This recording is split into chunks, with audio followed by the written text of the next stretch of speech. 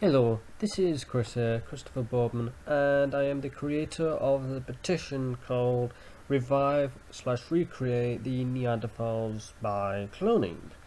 And yes, it is possible. Let me read out to you the National Geographic article which was posted in 2013 by Virginia Hughes. Should scientists seek to clone our ancient hominid cousins? Is the question. Now, it will raise ethical questions, and hopefully people will debate and discuss the pros and cons for this. I mean, we can't even clone our own cells. Basically, we can't clone ourselves because there's reasons behind that. It'll just be immoral, unethical, and yeah, stuff like that. Anyways, for now, the Neanderthal genome is an abstract string of billions of DNA letters stored in computer databases, but it naturally sparks the imagination though. Could scientists use that genetic blueprint to create the neo-Neanderthals in the flesh? So, okay, they have the genome for the Neanderthals, or Neanderthal, however you want to pronounce it. I don't know why I pronounce it the Neanderthal and others pronounce it as the Neanderthal. I guess it's just to do with other people's languages. Anyways, without further ado, I'm going to read on and I'll explain. In the not so distant future, advances in genetic engineering might enable that feat, experts say. But whether such a resurrection should happen is another story. They posted a video, but it's been removed for whatever reason. And it says since the 1996 birth of Dolly the sheep, the world's first cloned mammal. All right, Dolly the sheep was the first cloned mammal. Scientists have greatly expanded and improved on cloning techniques. They have cloned dogs, cats, rats, pigs, and cows, and among other species that were extinct. In 2003, researchers in Spain were the first to bring back extinct species. Okay, it's called the Pyrenean ibex. I'll post it in the description for the video because I can't really pronounce that. It's a scientific name. A wild mountain goat, as well, also called Bacardo, though the clone only lived for a few minutes. Interesting. All of these examples relied on a technique called nuclei transfer, starting with an intact cell, fresh or frozen, of the animal they'd like to clone. Scientists first removed the nucleus where the DNA resides and insert it into a hollowed out egg cell of the same or related species. This hybrid egg is then implanted into the uterus of a female surrogate for gestation or whatever, and voila, the surrogate gives birth to a clone. Obviously there might be complications, but sometimes that doesn't happen. But there are no intact Neanderthal cells, far from it. Decoding the Neanderthal genome meant piecing together many DNA fragments painstakingly extracted from 40,000-year-old bones. So how could cloning be possible? In 2012, a book called Regenesis, Harvard geneticist George McDonald Church proposes a different approach for cloning extinct animals whose genome has been sequenced. It starts with a healthy cell of a closely related species cloning a Neanderthal. For example, could start with a stem cell from a modern human. And yes, there are regulations and laws for that, and we're not allowed to use an embryonic stem cell. So it matches the code of the Neanderthal. That's more different and difficult than it sounds. And as there are millions of spots in the genome that are different in modern humans and Neanderthals, Church points out to a new technique called CRISPR. I think you know what that is. I think you might have heard of it. It's CRISPR, actually not CRISPR. I thought there was an E in there then. It's CRISPR. That make it possible to edit multiple sites in the genome at once. So it's more efficient. There's a paper describing the process was published in Science in January 2013, I assume. With that publication, Genome Engineering of mammalian cells just took a big step forward, he says. Though the techniques aren't sophisticated or cheap enough yet to recreate a Neanderthal genome, Church thinks the idea is plausible. Going for engineered cells to a whole organism has been especially well established in mice, and there's no obvious reason why it would fail in other mammals. Ethical questions. Now, this is the most important discussion that we should all face. If a human cell could be Neanderthalized, it would be implanted into a womb of a surrogate mother, either a woman or a chimp, and then develop into a fetus. But this step would be extremely challenging. We know from experience that there's a very high failure rate, says geneticist James Noonan of Yale University. In the case of the prion ibex, for example, the Spanish scientists created 439 eggs containing the extinct species nuclei, but only 57 developed into embryos. So yeah, there will be a bit of failure. You got to make sure there's healthy embryos or healthy eggs that will turn into embryos. Sorry, and yeah, it's a high failure rate. Now, if we did that in mothers, well, there's a chance that it's going to be stillborn. Yeah, there is problems. This is why it might be best for a chimp to give birth to the Neanderthal baby. So then humans are not at risk, at least. But I'm pretty sure as things develop over time, it won't be as risky. And so I'm not going to deny the fact there is risks. I mean, with any pregnancy, there is risks, okay? And I know there's willing women out there that would actually be a surrogate mother for this type of thing. So, yeah. And the reason why I know this, there's so many people who say, oh, I would volunteer and all this, but how many of them have actually tried to contact George McDonald Church? Anyways, 5 survived the full term of pregnancy, so it just goes to show that it is risky, apparently, in that type of study. And just one was born. Numbers like that would likely inflict a heavy emotional and physical toll on human surrogates. So yeah, there is problems with this. I'm not going to lie, but I want to say thank you for the support that you have given towards this petition. It just goes to show that people are curious and willing to step out of the boundaries, the lines. It's not necessarily bad. It can be good. It can be extremely good for us. But yeah, it's just the matter of where do we draw the line. And to be honest with you, if the surrogate mother, wants to go ahead with this and not forced or abused into it, I don't see a problem with it, to be honest. Yes, it's a human. It's a type of human, Neanderthal. All right. I won't ignore the fact that it may actually deserve the same rights or similar rights to us. Now, they were extinct for different reasons to us. The climate was was decided to go warmer. The nose allowed them to adapt in colder environments, and all sorts, basically. And disease got rid of them. It was just unfortunate and unlucky. It was not all to do with climate change. There's many other factors. And I am no, scientist, I guess?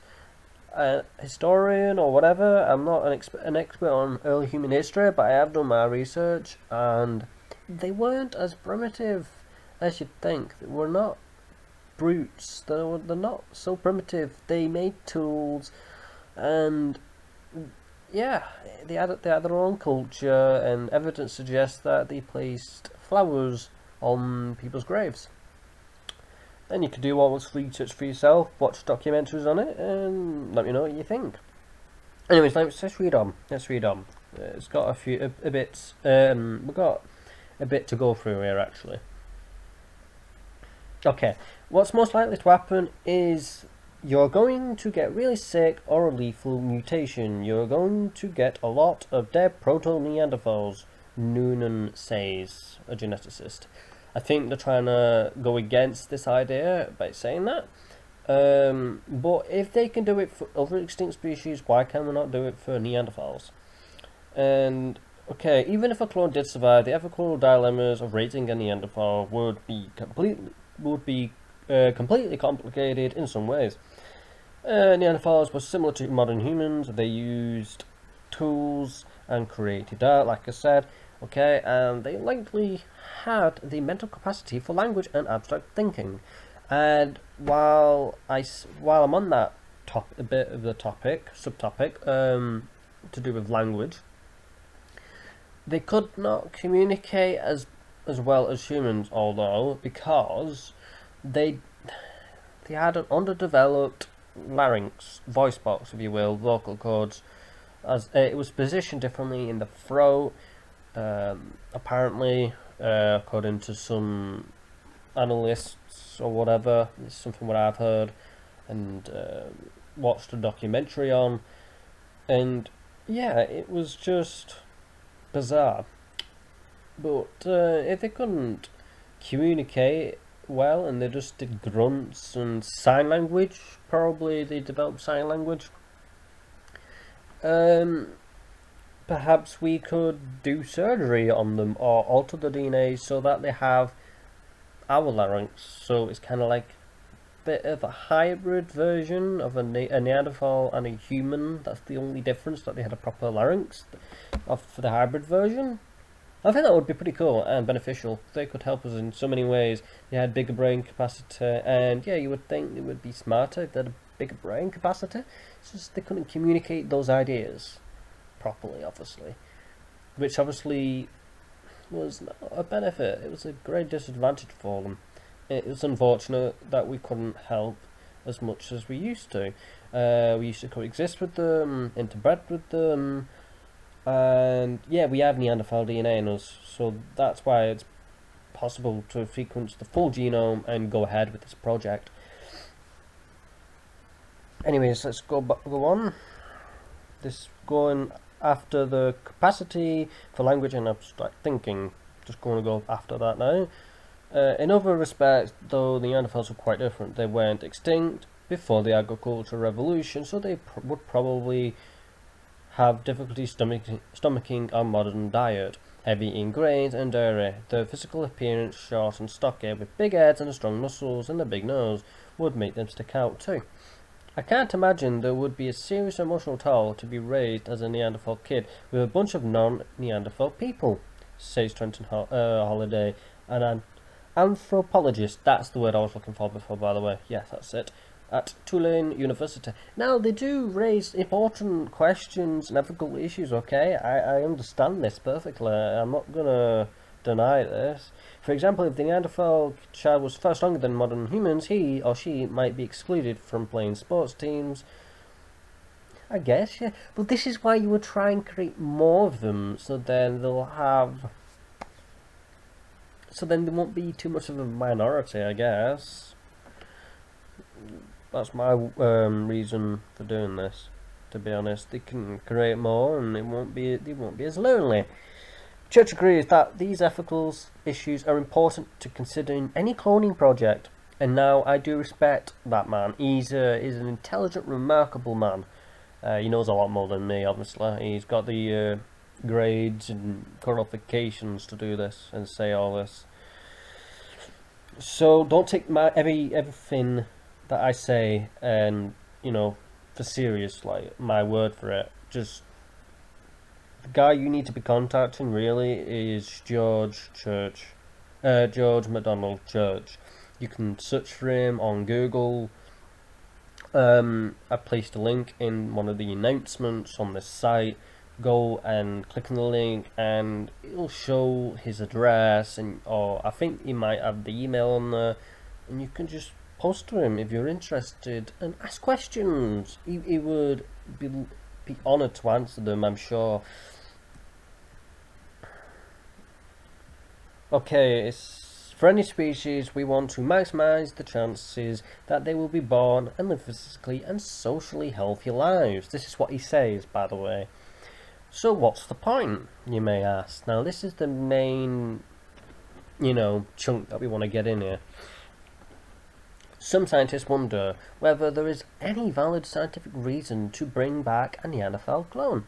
You can have a Neanderthal genome growing in a human mother, but of course the environment and development, also the educational environment and cognitive stimuli surrounding anyone being born these days would be totally different from a Paleolithic environment, says Charles Lefouzer-Fox, a researcher of the Institute of Evolutionary Biology in Barcelona. Rather than bring back the whole Neanderthal, some scientists say it would be more useful and ethically palatable to focus on making a few of its cells. This approach could uncover biological differences between Neanderthals and humans, allowing anthropologists to better understand the two species. Divergent evolutionary histories and cellular comparison might even lead to new insights on modern diseases. If you had said to me 10 years ago that we're going to learn something about Neanderthals and it's going to affect the health of humans living now, I would not have believed that, says John Oakes, anthropologist at the University of Wisconsin. So, should we actually resurrect extinct species? Okay, but the Neanderthals' genome changed everything. In 2010, after scouring Neanderthals' bones found in a Croatian cave, bits of viable genetic material, scientists released the first draft of our ancient cousin's genome. It rocked the field of anthropology for revealing, amongst other things, that some of these socky, big-headed hominids had interbred with the ancestors of modern humans, like I was saying before. Neanderthals' climate, diet, and disease exposure were not the same as those of our ancestors, and left different adaptive marks on their genome. Yet, Neanderthals are far more similar to modern humans than the animals commonly used to study disease, such as fruit flies and rodents. There are issues that humans have now, where it is very plausible that Neanderthal biology might actually show us something. Hawke says our knowledge of the evolutionary process could guide us towards possible treatments in the diseases that we have today. For example, a 2011 study found that modern humans carry variants in genes related to the immune system that Neanderthals did not. To learn more about the biological consequences of these genetic differences, no one says you might take a human immune cell and make it more Neanderthal-like, and then see whether or not it has the same kind of capacity to respond to a variety of pathogens. Hawke agrees. He points out that modern humans carry genetic mutations linked to autoimmune disease and celiac disease, a painful gastrointestinal condition that stems from an immune reaction to gluten that the Neanderthals didn't carry. Hawke even suggests that comparing Neanderthal and human cells could help researchers find modern ailments. We're looking at an ancient population that had thick, dense bones and strong muscles. If you could find some way to tweak the human biology in some way to make it more Neanderthal-like, that might treat osteoporosis and muscle wasting. So basically, bone and muscle wasting. You could treat that by making ourselves more Neanderthal-like because they had strong bones and muscles. So that could help us in that aspect. For now, the technology for studying Neanderthal biology remains out of the reach, but many experts predict that it's only a matter of time. My own over-under number is 30 years, Hart says. And it was 2013 when this was published, so 2014, 2015, 2016, so 27 years ago, so 27 years left, or 26, give or take. Yeah, I think it's 27 years. And okie dokes, I think that is all for the actual article that I've been discussing. So you don't have to clone a Neanderthal. If we can't go along this project, then maybe getting a cell and creating cells and learn and investigate what it does, and perhaps create an immune cell that they had possibly, and see how they reacted to certain pathogens. Try and recreate ourselves to be more Neanderthal-like, not in terms of our intelligence, more to do with our physical appearance, which actually might give us an evolutionary advantage and may possibly live longer. Why would we live longer? Well, editing your own genome can have its benefits and negative effects. So if we get rid of osteoporosis and muscle weaknesses, we could actually make our heart stronger and possibly our whole physique, our physical appearance, and make us feel stronger, so we can be more productive and work at factories more easily, and they were taller, by the way. They weren't just, some of them were actually quite taller than humans, and we could reach places, and you know, it could actually help us in the real world in modern day. And to be honest with you, my main reason for bringing back a Neanderthal baby, despite the ethical blocks that are in the way, so to speak, would be that we could learn how it would think, how the other human species would think. And if we create more than one, it might actually help us, like overcome certain problems that we cannot overcome ourselves, as long as they have the ability to communicate in a different way, such as sign language. We know sign language today. Anyways, I'll leave it here. Let me know what you think of this update, this announcement, and I want to say thank you again for supporting this petition. This is my first ever petition on this type of topic. I've never really discussed this sort of thing before, so it raises a lot of questions, and hopefully people will say what they think and say what they feel. Is it good? Is it bad? Why should we deny the right of a surrogate mother for having a Neanderthal baby? It could remove that loneliness that the mother might feel, maybe. Perhaps they don't want to have a family with a human. And culture and diversity will increase and expand. It will just be different, and I want difference. I want to see more differences in society, and will be more unique. The end.